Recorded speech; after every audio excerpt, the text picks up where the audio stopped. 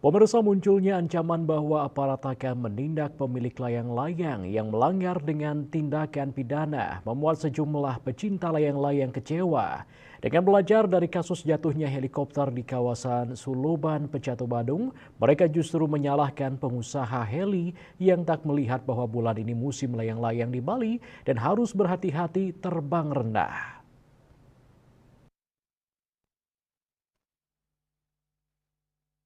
Pecinta layang-layang asal Denpasar, Imade Kene menilai justru pengelola heli yang salah.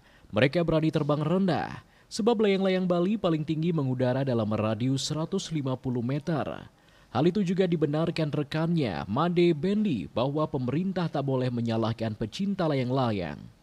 Justru ia setuju dengan Menhu Budi Karya Sumadi bahwa masalah ini dipakai pembelajaran dengan mengutamakan keselamatan.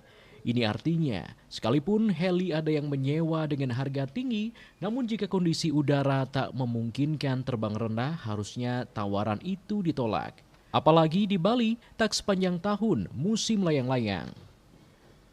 Kalangan akademisi mendukung hal itu. Akademisi Universitas Udayana Prof. Putu Rumawan Salain, Senin 22 Juli mengatakan penggunaan moda transportasi udara seperti helikopter tidak boleh sembarangan bermanuver, harus mengikuti aturan dan kesepakatan yang ada.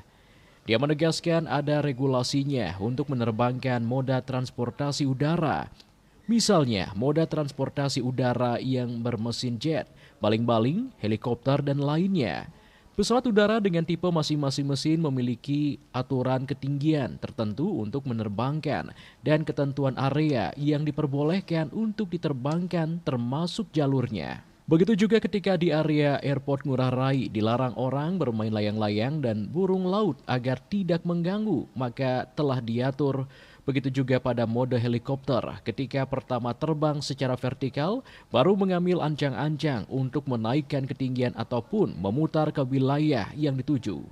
Menurutnya ke depan tata tertib pengaturan transportasi udara harus kembali ditegakkan.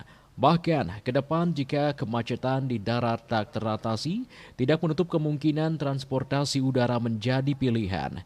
Ia pun mempertanyakan apakah pengaturan transportasi udara sudah diatur atau sudah diatur tapi tidak dilakukan sehingga terjadi kecelakaan seperti kemarin.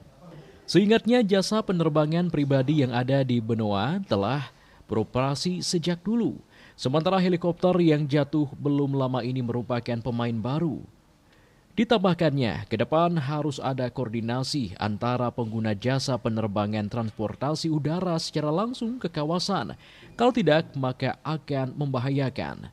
Kedua, harus ada kesepakatan jalur dan ketinggiannya, karena kalau tidak ke depannya, jika sesuatu saat banyak penerbangan, maka akan bisa tabrakan. Swece, Citamaya, Bali Pos melaporkan.